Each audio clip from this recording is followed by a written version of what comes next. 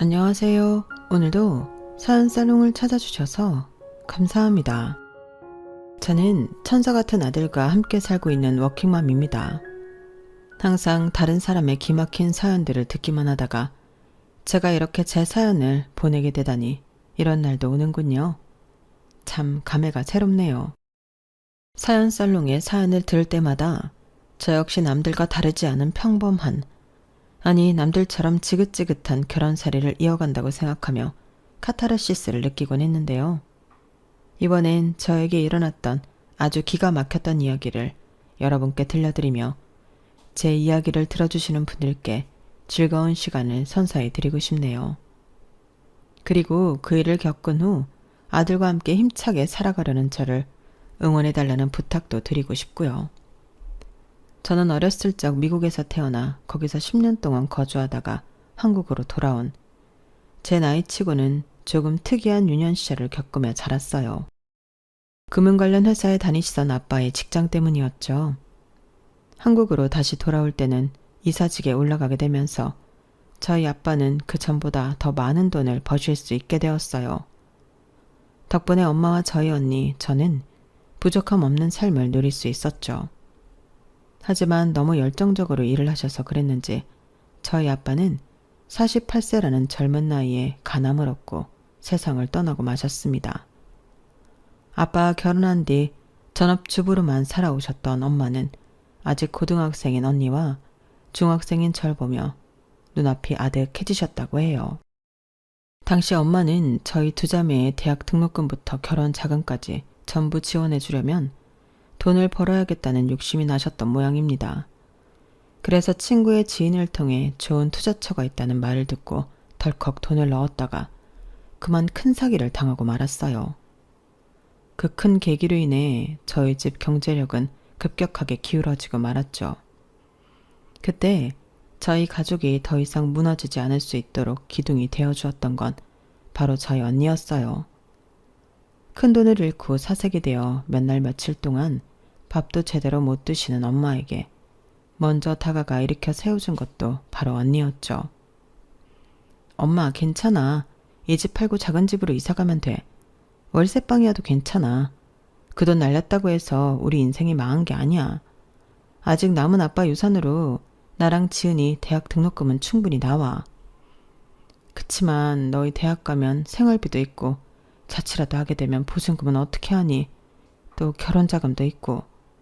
그 다음 일은 엄마가 책임질 게 아니라 우리가 알아서 책임지면 돼. 그러니까 더 이상 그런 걱정은 하지 마. 그리고 나는 자취할 일 없어. 무조건 서울에 있는 대학 갈 거니까. 그건 지은이도 마찬가지야. 그렇지? 걱정하지 마 엄마. 나 이번 중간고사 반에서 1등 했어. 앞으로도 계속 공부해서 꼭 서울에 있는 대학 갈게. 언니의 위로로 엄마는 겨우 기운을 차리고 다시 일어날 수 있었어요. 그리고 두 번 다시는 투자 같은 건 쳐다도 보지 않고 백화점 푸드코트에 있는 케이크점에서 일을 구해 성실하게 일을 하셨죠. 그리고 언니는 우리나라에서 제일 좋다는 대학교에 진학해 6학기를 전액 장학금을 받으며 학교를 다녔어요. 이후엔 곧바로 취업에 성공했고요. 저 역시 그런 언니를 보며 자극을 받고 열심히 공부해 언니만큼은 아니지만 나름 명성 있는 대학교에 진학해 틈틈이 장학금을 받으며 학교를 다녔죠. 당시 저는 대학만 졸업하면 바로 취직을 하고 엄마를 돌봐드리겠다는 나름의 원대한 목표가 있었어요. 가뜩이나 몸이 약한 엄마가 밤마다 팔다리를 주무르고 두드리며 통 잠을 자지 못하시는 걸 몇 번 봤거든요. 언니처럼 저도 경제력이 생기면 엄마가 더 이상 일을 하지 않아도 될 거라고 생각했거든요. 하지만 시간은 저를 기다려주지 않더군요. 어느 날 푸드코트에서 뇌출혈로 쓰러진 엄마는 그 길로 영영 깨어나지 못하게 되셨거든요. 하필 쓰러지시면서 의자에 머리를 부딪히는 바람에 안타깝게 됐습니다. 이런 게 어딨어. 아빠 가신 지 얼마나 됐다고. 엄마까지. 나 아직 대학도 졸업 못했는데. 엄마 일어나. 엄마가 아빠 대신 나 결혼식 때 손잡아 준다고 했잖아. 지은아 진정해. 너 그러면 엄마 가시는 길이 더 힘들 거야. 언니는 울부짖는 절 달래주면서도 혼자 모든 장례 절차를 밟고 무사히 엄마 장례식을 치러주었어요. 지금 생각해보면 당시 언니도 고작 25살이었는데 말이죠. 그런 언니가 있었기에 저도 엄마를 보내드린 뒤 빠르게 마음을 다잡을 수 있었던 것 같네요. 저는 졸업식 날 언니를 껴안고 펑펑 울며 겨우 무사히 대학을 마쳤어요. 그리고 취업도 머지않아 성공했죠. 저와 언니는 둘 다 직장인이 되어서도 독립하지 않고 같이 살았는데요. 언니의 직업은 학원, 그것도 강남 8학군 안에 위치한 학원의 영어 강사였기 때문에 집에 있는 시간이 손에 꼽을 만큼 적었어요.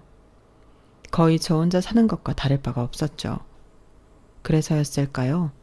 저는 회사를 다니며 연애를 쉬지 않고 했던 것 같아요. 수시로 새로운 남자를 만난 건 아니었지만 헤어지고 나서 곧바로 다음 연애를 하곤 했죠. 그러다가 남편을 만나게 된 거예요. 남편은 첫 만남 때부터 정말 특이한 사람이었죠. 회사 엘리베이터에서 대뜸 같이 식사를 하자고 말을 걸었거든요. 혹시 남자친구 있으세요?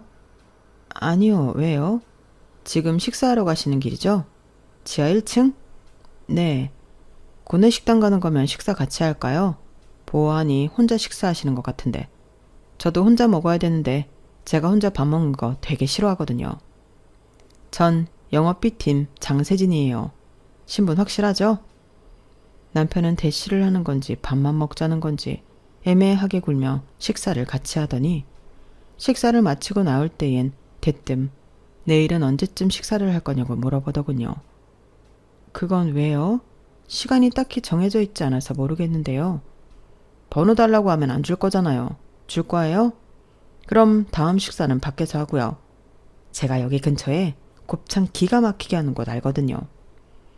그때는 이 사람이 나랑 뭐 하자는 건가 싶은 마음이 들면서도 또 그렇게 은근슬쩍 어필을 하는 모습에 호기심이 들기도 했어요. 그래서 번호를 주고 만남을 가지게 되었죠. 그런데 한두 번 더 만나보니 생각보다 훨씬 성격이 좋고 재미있는 사람이더라고요. 괜히 영업직 사원이 아니구나 싶을 만큼 말주변도 좋았고 상대를 배려하는 것도 세심하고 센스가 넘쳤어요. 저는 그런 그 사람에게 점점 호감을 가지게 되었고 저희는 금세 연인이 되었답니다. 사귄 지 500일이 되던 날 남편은 저에게 깜짝 프로포즈를 했고 저희는 그렇게 결혼을 약속하게 되었어요. 친정 언니는 당연히 너무나 축하해 주었고 시댁 식구들 역시 부모님을 일찍 여의고도 반듯하게 자란 저를 대견해하며 좋게 봐주셨죠. 저희 두 사람은 양가의 축복을 받으며 부부 사이가 되었답니다. 이후 곧바로 아들을 임신한 저는 다니던 회사를 관두고 출산과 이후 육아에만 전념을 하기로 했어요. 아들을 임신했다는 소식에 시어머니는 아직 나오지도 않은 아기 용품을 사느라 정신이 없으셨을 정도로 기뻐하셨죠. 시집 오자마자 곧바로 손주를 보게 될 줄이야. 그것도 떡두꺼비 같은 아들을. 세상에. 우리 집에 복덩이가 왔네. 복덩이가 왔어. 어머님, 이거 저랑 남편이 엊그제 사온 꽃게예요. 저번에 가져다 주신 김치 너무 맛있게 잘 먹어서 어머님 오시면 드리려고 준비해놨어요. 뭘 이런 걸. 이런 거 일일이 신경 쓰지 않아도 돼. 출산 전까지는 좋은 거 먹고 운동하고 태교 열심히 하는 데만 신경 써라. 다른 건 일체 신경 쓰지 말고. 알았지? 네, 어머님. 집안의 첫 손주를 임신한 저는 시댁 식구들의 극진한 보살핌을 받았어요. 당시 결혼 전이었던 시동생한테도 임산부한테 좋다는 영양제를 한 박스 받았을 정도였죠. 친정 언니는 일이 바쁜 와중에도 틈이 날 때마다 제 상태를 체크하러 직접 저희 집에 와주었고요. 온 가족의 보살핌을 받으며 제가 건강한 아들을 출산했을 때 친정 언니는 눈물을 펑펑 쏟았어요. 저희 부모님 생각이 났기 때문이죠. 이후 언니는 학원에서 잘릴 각오를 하고 긴 휴가를 써서 제 산후조리를 곁에서 내내 도와주었답니다. 다행히 다시 학원으로 복귀할 수는 있었다고 해요. 언니 덕분에 저는 빨리 기력을 되찾을 수 있었습니다. 이후에는 아이를 키우느라 시간이 정신없이 지나갔죠. 출산을 막 했을 때는 애는 낳는 것보다 키우는 게 일이라는 말을 별로 실감하지 못했는데 4시간 주기로 울어대는 아이한테 온종일 매어 살다 보니 정말로 키우는 게 훨씬 더 일이더라고요. 애가 걷기 시작하고 옹알이를 하고 뛰어다니기 시작할 때까지 저는 예전 처녀 때의 모습은 찾아보기 힘들 정도로 살도 찌고 얼굴도 많이 상해버렸어요. 2년을 기다린 유치원에 아이가 들어가고 나서야 겨우 숨 돌릴 수 있는 제 시간이 생기더군요. 처음엔 잠을 자거나 운동만 하면서 그 시간을 보냈는데 다시 예전의 몸 상태를 찾아가기 시작하니까 그 시간을 좀 더 활용해보고 싶었어요. 그래서 소일거리로 번역일을 조금씩 받아서 하기 시작했죠. 원래 결혼 전 다니던 회사에서도 비슷한 일을 했었기 때문에 저는 빠르게 프리랜서 번역가로 자리를 잡을 수 있었답니다. 그리고 그 시기쯤에 시동생도 장가를 가게 되었어요. 시동생이 데려온 동서는 무려 집안 어른 모두가 판검사인 법조인 집안 딸이었죠. 시어머니는 시동생 장가 준비를 하면서 사채 빚이라도 진 사람처럼 정신없이 결혼 자금을 모아대기 시작했어요. 집안에 아들을 낳았다고 애지중지하던 저는 한순간에 시어머니의 수많은 통장 중 하나로 전락하고 말았죠. 예, 너 얼른 70만 원만 붙여봐라. 네? 갑자기요? 무슨 일이세요? 오늘 세영이 결혼식 사진 고르러 갔는데 거기서 70만 원을 더 달라고 하는 모양이야. 결혼식 사진 고르는데 왜 70만 원이나 필요하세요? 아우, 이 늙은이가 자세한 걸 어떻게 알겠니? 원래 고급 사진관들은 돈이 많이 드는 모양이다. 그러니 윗사람들이 가서 사진을 찍는 거겠지. 얼른 70만 원부터 붙이거라. 참말 말고. 어머님, 저 이미 저번 달에 번 돈 전부 도련님 장가 비용으로 썼어요. 더 이상 드릴 돈이 없어요. 그럼 적금이라도 깨서 보내든가. 잔말하지 말고 3시 전에는 무조건 보내라. 알겠어? 시어머니는 칼만 안 들었지 아주 강도가 따로 없었어요. 덕분에 번역 일을 하며 번 돈을 전부 빼앗기고 말았죠. 남편에게 이 일에 대해 부당함을 토로해봤지만 남편은 시동생이 장가가기까지 반년밖에 안 남았으니 이해해달라는 말만 앵무새처럼 되풀이할 뿐이었고요. 그러면서 말끝마다 나도 당신이 애 낳고 집에서 쉬는 동안 앞말 않고 돈 벌어다 줬잖아. 가족끼리 다 그렇게 서로 돕고 사는 거 아니야? 라는 말을 덧붙이곤 했죠. 독박 육아를 한 채가 무슨 집에서 놀고 먹은 것 마냥 이야기하는 남편에게 부하가 치밀었지만 남편의 말 맞다나 반년만 참으면 다 지나가겠거니 하고 꾹 참았네요. 시동생은 그렇게 집안 돈을 다 받아먹으면서 의리의리하게 결혼식을 치렀어요. 그러더니 그 이후엔 자기 가족들은 나 몰라라 하고 처갓댁에만 매어 살았죠. 그리고 그때부터 시어머니가 저를 매주 주말마다 시댁으로 부르기 시작했어요. 처음엔 평생 끼고 살던 시동생이 나가고 나니 마음이 적적해졌나 보다 하고 시어머니를 이해하려고 했는데요. 하지만 시댁에 방문할 때마다 꼭 기분 나쁜 말들을 던지는 시어머니 때문에 저는 점점 시댁에 가기가 싫어졌어요. 하루는 시댁에서 시어머니가 꽃게탕이 먹고 싶다고 사다 놓은 꽃게를 열심히 손질하고 있는데 뒤에서 이런 말을 건네는 겁니다. 예, 그 꽃게 살살 다뤄라. 내가 엄청 비싸게 사온 거야. 그게 양식하는 사람들 사이에서는 이거로 쳐주는 엄청 좋은 꽃게라더라. 네, 어머님, 살살 손질하고 있어요. 예, 너는 근데 어쩜 와서 맨날 먹기만 하고 가니? 너희 집 반찬은 제대로 만들어 먹고 있어? 저희요? 그럼요. 매주 반찬 3-4개씩은 만들어 먹고 있어요. 그럼 먹을 게 없는 것도 아닌데 왜 맨날 우리 집은 빈손으로 딸랑 와? 나는 늘 좋은 거 있으면 나눠 먹으려고 하는데? 빈손은 무슨. 시댁에 갈 때마다 용돈을 드리느라 저희 생활비도 빠듯해지고 있다는 소리가 목구멍까지 나왔지만 겨우 참았죠. 욕하는 성질을 한번 눌러 참고 생각해보니 그래, 차라리 용돈을 줄이고 반찬을 해서 오는 게 더 경제적이겠다는 생각이 들어 그 다음에는 용돈을 반으로 줄이고 반찬을 많이 해다 드렸어요. 봉투가 얇아지자 못마땅한 표정을 짓는 시어머니 얼굴을 애써 무시하면서요. 애 키우면서 살림하는 게 빤하게 보일 텐데 시어머니는 자꾸만 저희 살림을 빼먹으려고 안달이더군요. 제가 싸온 반찬을 몇 번 먹더니 이런 얘기를 또 하시는 거예요. 예, 너는 어쩜 맨날 이런 풀떼기만 싸우니? 고사리는 저번 달에도 가져오지 않았니?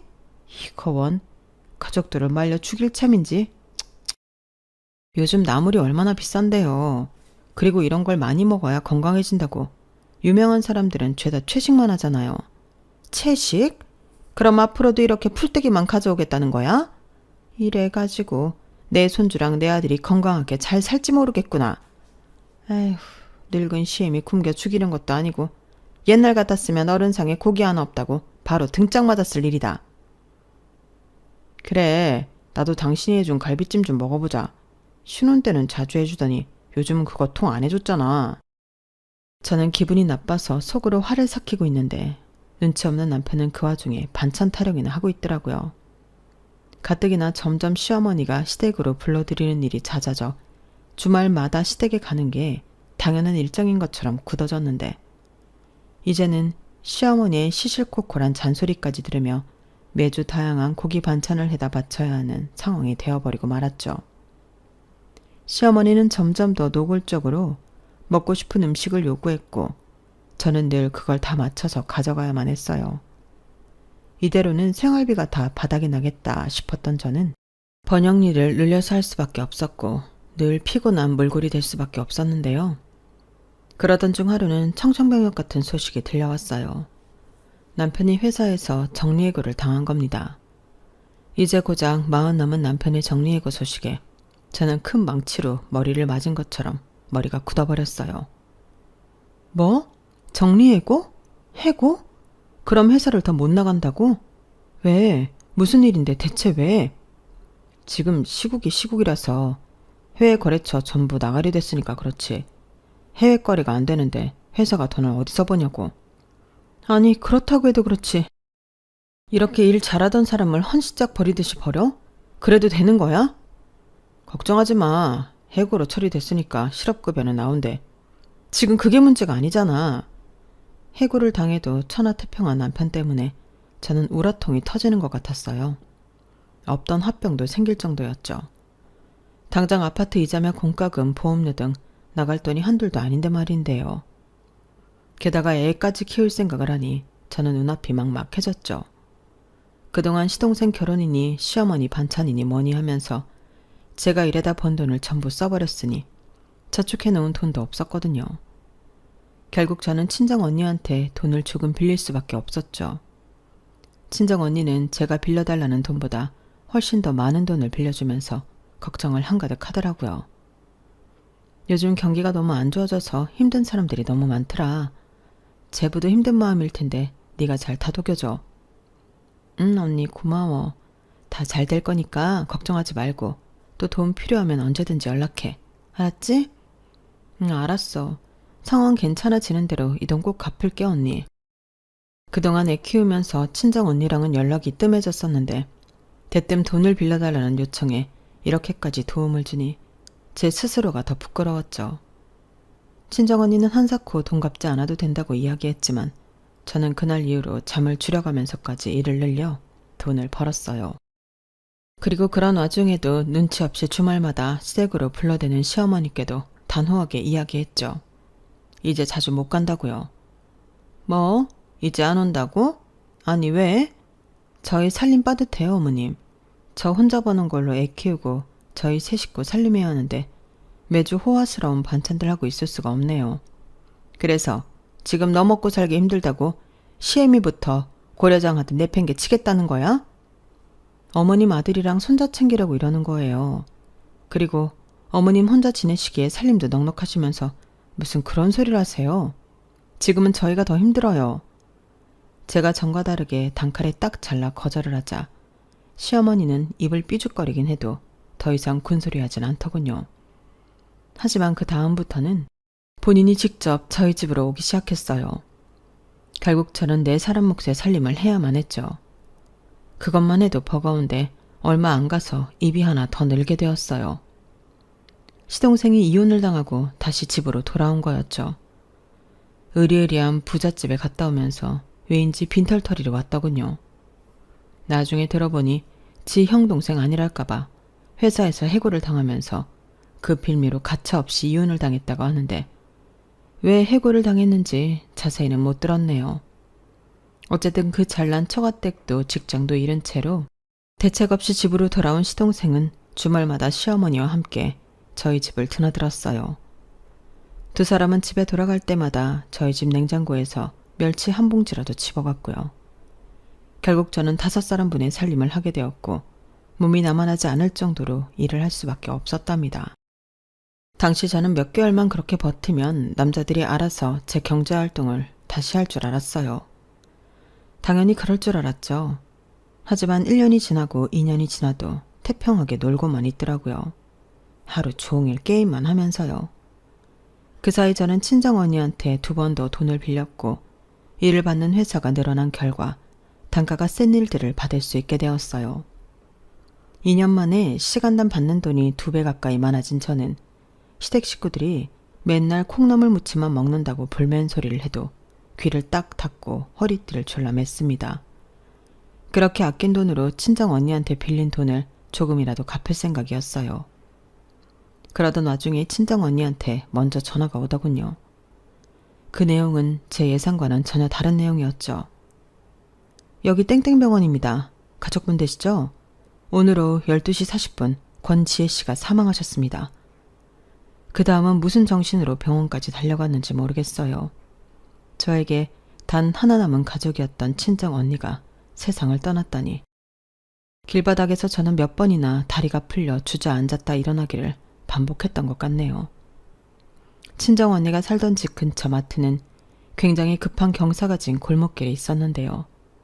그날 하필 그 경사진 골목에 세워뒀던 트럭의 브레이크가 풀리고 말았고 퇴근 후 장을 보러 마트에 가던 친정 언니를 그만 덮치고 말았던 거예요. 그렇게 성실하고 착하게 살던 언니가 그렇게 세상을 떠났다는 사실에 저는 몸을 가누지 못할 정도로 마음이 아팠습니다. 언니까지 이렇게 빨리 떠나갈 줄은 꿈에도 몰랐어. 언니는 나한테 남은 유일한 가족이었는데 왜 하필 언니야. 우리 언니가 얼마나 착실하고 성실한데 이런 게 어딨냐고. 여보, 너무 슬퍼하지 마. 당신 말대로 채영은 좋은 사람이었으니까 분명 좋은 곳으로 갔을 거야. 당신이 이렇게까지 슬퍼하면 오히려 채영이 마음 놓고 못 떠나. 채영이 걱정 없이 떠날 수 있도록 당신이 힘을 내야지. 그 전까지는 왼수 같기만 하던 남편도 하나밖에 없는 제 가족을 잃고 슬퍼하자 절 위로해 주더군요. 초등학생이었던 아들조차 고사리 같은 손으로 저를 위로해 주었고요. 일만 하고 살던 친정언니는 장례식도 조촐하게 치러졌는데 오는 사람마다 하나같이 눈물을 펑펑 흘리며 언니가 얼마나 좋은 사람이었는지 추억했어요. 그리고 저를 진심으로 위로해주고 갔죠. 장례식이 끝나고 나서도 저는 며칠 동안 기운이 하나도 없었어요. 밥도 제대로 넘기지 못했고 일도 잠시 멈춰야 했을 정도였죠. 어린 나이부터 차례대로 부모님을 여인 것도 모자라서 고작 3살 차이였던 언니마저 젊은 나이에 떠나보내니 제가 무슨 저주라도 받았나 싶더군요. 그런 생각에 잠도 제대로 잘 수가 없었어요. 제가 하도 기운을 못 차리니 웬일로 시어머니가 죽을 써서 갖다 주시더라고요. 그러더니 정말 오랜만에 저에게 따뜻한 말을 건네주었죠. 간 사람은 안타깝지만 산 사람은 살아야지. 여기 있는 사람들도 다 네 가족이다. 우리야 그렇다 쳐도 적어도 네 피부치를 봐서라도 얼른 기운을 차려야지. 레미가 자꾸 죽는 소리 하면 어린 자식들도 그 영향 분명히 받아. 이거 먹고 얼른 기운 차리거라. 시어머니의 말은 100번 맞는 말이었어요. 저는 시어머니 말대로 아들을 보면서 억지로 정신을 차리기 시작했어요. 언니 유품도 그제서야 정리하기 시작했고 언니가 살던 집도 전부 처분했죠. 혼자 검소하게 살면서 일만 하던 언니였기에 유산이 상당히 많았어요. 함부로 손대기 어려울 정도로요. 제가 관리하기 어려울 정도였기에 차차 자산관리를 배우면서 손을 대야겠다고 생각하며 일단은 제가 거의 쓰지 않는 계좌에 따로 보관만 해두었죠. 점차 일상을 되찾아가던 그때 시동생이 이사를 간다는 의외의 소식을 듣게 되었어요. 솔직히 저로서는 너무 환영할 일이었죠. 맨날 고맙단 말 한마디 없이 대면대면한 사이면서 빈대만 붙는 시동생이 저는 늘 불편했거든요. 그 몇 년 동안 백수로 지내던 시동생은 돈이 어디서 났는지 신도시에, 그것도 아파트에 집을 구해 들어간다고 하더군요. 그 소식에 저는 내심 깜짝 놀랐는데 시어머니랑 남편은 별로 놀랍지도 않은지 조용히 이사 준비를 했어요. 저는 시동생이 복권에 당첨이라도 된 건가 생각했네요. 하지만 친한 사이는 아니었으니 따로 물어보진 않았어요. 그렇게 시동생이 이사 간다는 날이 되었고 오후에 이삿짐 차가 온다고 하니 온 식구가 가서 아침부터 짐 포장을 도와주고 있었어요. 포장이 거의 다 끝나갈 때쯤 보험사에서 연락이 오더군요. 언니의 보험이 입금되었다고요. 마지막 보험금이었고 저는 알겠다고 하고 전화를 끊은 뒤 은행 계좌를 확인해 보았습니다. 제가 거의 쓰지 않고 언니의 유산과 보험금을 모아만 두는 그 계좌를요. 그런데 금액이 뭔가 이상한 거예요. 무려 3억 원이나 빠져 있더군요. 저에게 그 은행 계좌가 있다는 사실을 아는 사람은 이 세상에 딱 한 명뿐이었는데 말이죠. 여보, 당신 내 계좌에서 돈 빼갔어? 뭐? 무슨 돈? 내가 당신 계좌에서 돈을 왜 빼가? 나 땡땡은행 계좌 말이야. 당신 말고 이 계좌에서 누가 돈을 빼나? 그야 뭐 당신이 기억 못할 수도 있지. 저는 남편이 거짓말할 때마다 짓는 그 특유의 짜증나는 표정을 단박에 알아차렸어요. 그리고 곧바로 날이 선 목소리로 남편을 추궁하기 시작했죠. 미쳤어? 그 돈이 무슨 돈인데 그걸 말도 없이 그것도 3억이나 빼가. 당신이 그런 돈 쓸 데가 어디 있다고. 아니 내가 안 그랬다니까. 당신 아니면 누가 이런 짓을 해. 3억이 어디 동네 똥개 이름도 아니고 그걸 어쨌냐고. 당장 말 안 해? 나는 아니라니까. 남편은 점점 목소리가 기어들어가면서 아니라는 말만 반복했고 저는 속에서 천불이 나는 것 같았어요. 그런데 옆에서 시어머니가 그 불에 기름을 붓는 소리를 하시는 겁니다. 아유, 우리 세영이 이사하는 데 썼다. 얘 아파트 잔금이 부족해서 썼어. 됐니? 어차피 돈은 차고 넘치게 많으면서 그깟 3억 가지고 뭘 그렇게 유난을 떨어? 제정신이세요? 이 돈 저희 언니 목숨값이에요. 아파트 잔금이 모자랐다고요? 애초에 3억씩이나 모자르면 그 집에 들어가지 말았어야죠. 어떻게 당사자인 저한테 한마디 말도 없이 이런 짓을 저지를 수가 있어요. 넌 더 많이 받았잖니, 네 언니한테. 아휴, 넌 네 가족한테 쓰는 돈도 그렇게 아깝니? 대체 어떻게 된 애가 저밖에 모르니? 그러면서 네 시애미한테는 바락바락 소리나 지르고. 나중에 너 힘들 때 세영이가 어련히 은혜 갚을 것을.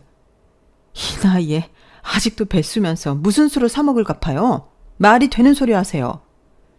제가 울분을 토하며 화를 내도 시댁 식구들은 계속 저만 매정한 사람 취급하면서 말을 아꼈어요. 본인들도 딱히 할 말이 떨어진 모양이었죠. 그 모습을 보면서 저는 제가 바보 같은 짓을 하고 있다는 걸 깨달았습니다. 어차피 말이 안 통하는 사람들한테 입 아프게 말로만 떠들어 봐야 소용이 없다는 걸 깨닫게 되었어요. 동시에 이런 거지근성으로 똘똘 뭉친 거머리 같은 인간들한테 환멸이 났어요. 제가 왜 그동안 제 몸 갈아가면서 이런 거지 같은 인간들 뒷바라지를 해줬는지 모르겠더라고요. 당신들, 나를, 아니 우리 가족을 개무시하는구나. 그래, 알았어 그럼. 저는 그 자리에서 하던 일을 전부 내팽개치고 집 밖으로 나와버렸어요. 등 뒤에서는 시어머니가 말버릇이 어쩌네 하며 잔소리하는 걸 깡그리 무시하고서요. 그리고 곧바로 집으로 돌아가 도어락 비밀번호도 바꾸고 아예 공동현관 비밀번호도 바꿔버렸습니다. 남편은 사태의 심각성을 모르는지 이삿짐 옮기는 걸 전부 도와주고 늦게서야 들어오려고 하더군요. 몇 번 인터폰이 울리길래 저는 인터폰 전원을 아예 꺼버렸어요. 그러자 공동현관도 못 들어오고 배회하던 남편은 다시 시댁으로 돌아가는 듯 했죠. 저는 다음 날이 밝자마자 아들을 학교에 데려다주고 변호사 사무실을 찾아갔습니다. 밤새 집안 전부를 뒤지고 남편의 노트북, 태블릿 등을 전부 뒤져 꼬투리가 될 만한 증거들을 하나로 안고 갔죠.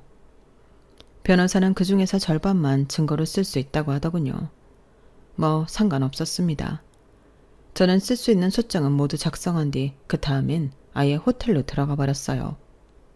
집에 들어가면 남편이 문 앞에서 기다리고 있을 것 같았거든요. 아니나 다를까 남편에게서 100통이 넘게 문자가 왔는데요. 춥다느니 비밀번호를 알려달라느니 징징 우는 소리부터 시작해서 당장 전화 받아라. 내가 무슨 못할 짓을 했길래 이딴 짓을 하냐는 등 화를 내는 소리까지 별의별 내용이 담긴 문자였어요. 저는 그 문자들을 보면서 소장을 날린 것만으로는 부족하다는 생각이 들었어요.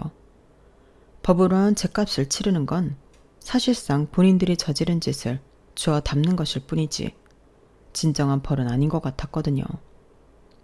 그런 생각을 하며 저는 호텔에 며칠 더 묵었고 생각이 정리되었을 때 남편의 전화를 받아주었어요. 남편은 이미 여러 개의 소장을 받고 사색이 된 상태였죠. 당신 이 소장들 뭐야? 대체 가족끼리 왜 그래?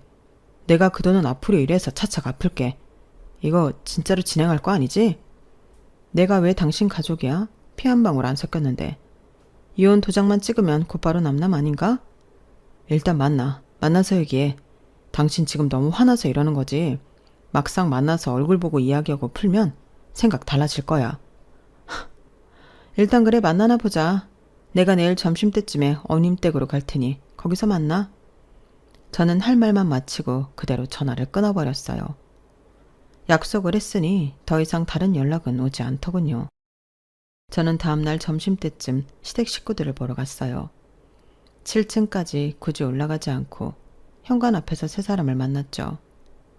세 사람은 저를 보자마자 앓는 소리를 하며 어르고 달래기 시작했습니다.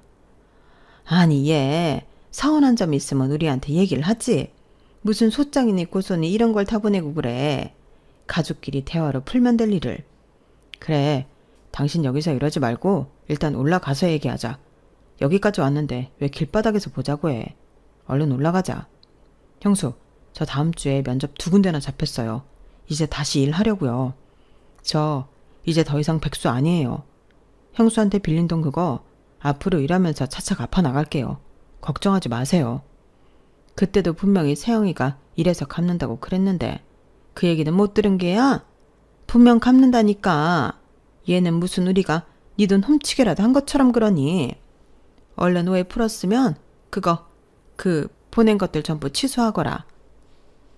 그래 우리가 아무리 빨리 갚는다고 해도 어떻게 당장 3억을 만들어. 급하게 생각하지 말고 그냥 좀 기다려봐. 나도 이제 곧 일 구할 거니까 일 구하면 세영이랑 같이 갚을게. 그 말을 믿으라고? 당신들이 정신없다고 나도 내 정신이 없는 줄 아네. 난 이제 백수 한량인데다가 남의 돈 훔쳐다 쓰는 당신들 같은 인간 말은 안 믿어. 고작 면접 2개 잡힌 거 가지고 무슨 벌써 취직해서 월 500은 버는 양 떠들어. 됐고 다들 이거 받아요. 저는 미리 준비해뒀던 사람 몸통만한 하드보드 지하 까만 마카를 세 사람에게 나눠주었어요. 세 사람은 어리둥절한 얼굴로 절 쳐다보았죠. 이게 뭐야? 자, 이게 각자 거기다가 마카로 사과문 쓰시고 아파트 정문 앞에 서 있으세요. 매일시 정각마다 소리내서 크게 읽고 사죄해요. 나랑 우리 가족한테. 특히 우리 언니한테. 뭐라고? 지금 우리더러 시위대처럼 이거 들고 서 있으라는 거야? 잘 안 해.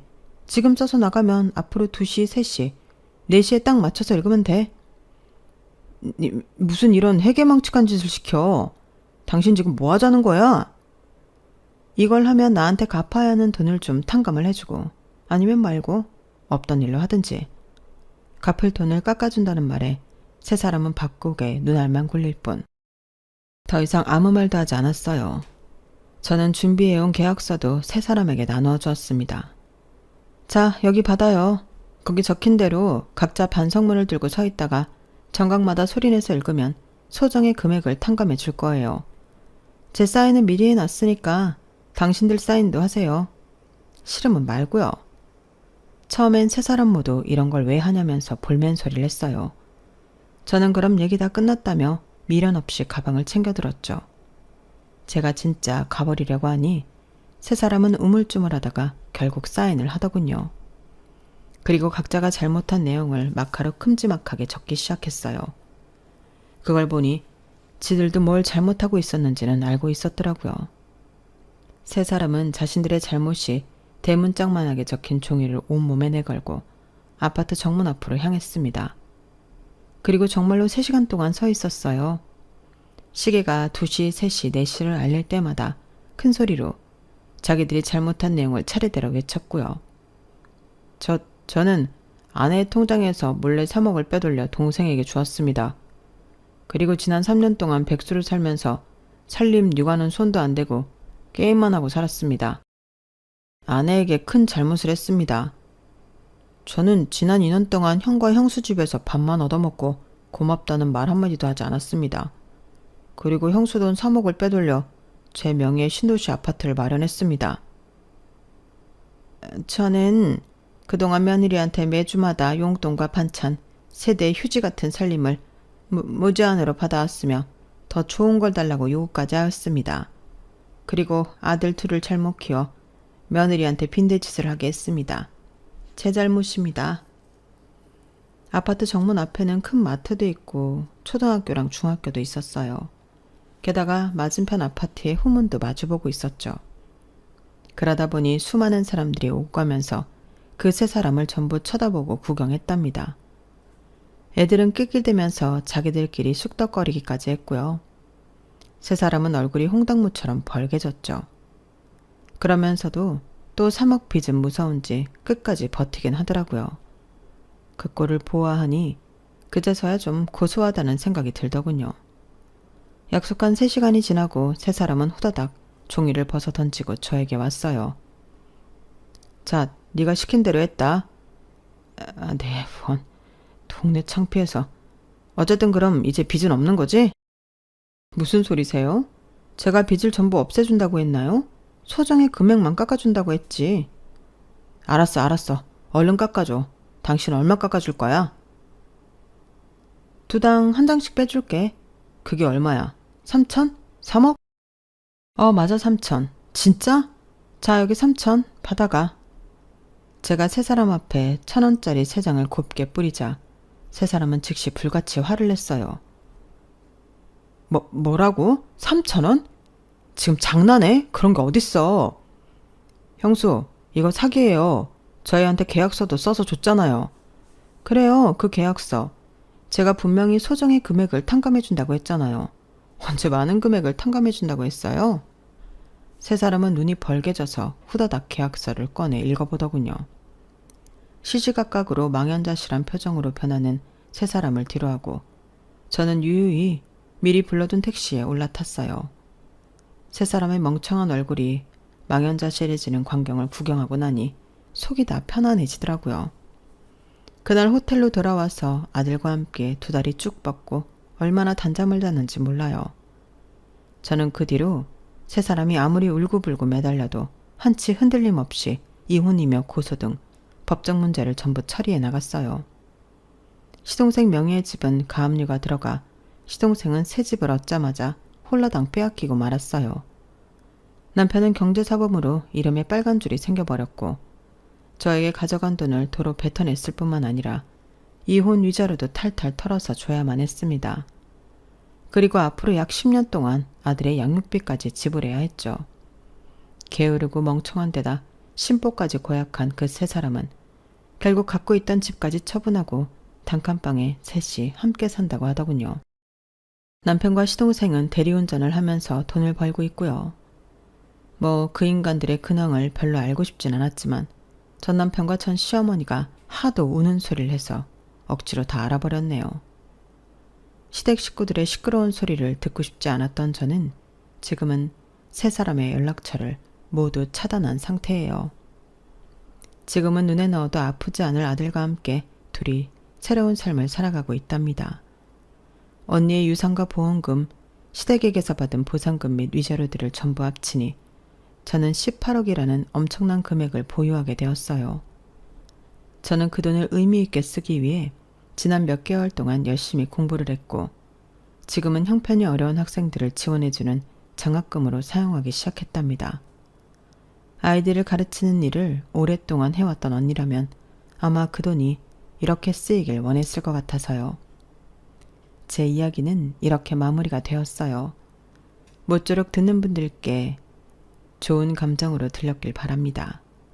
앞으로는 저희 아들과 함께 몸도 마음도 건강한 삶을 꾸려갈 예정이에요. 저와 저희 아들에게 응원 한마디씩 부탁드릴게요.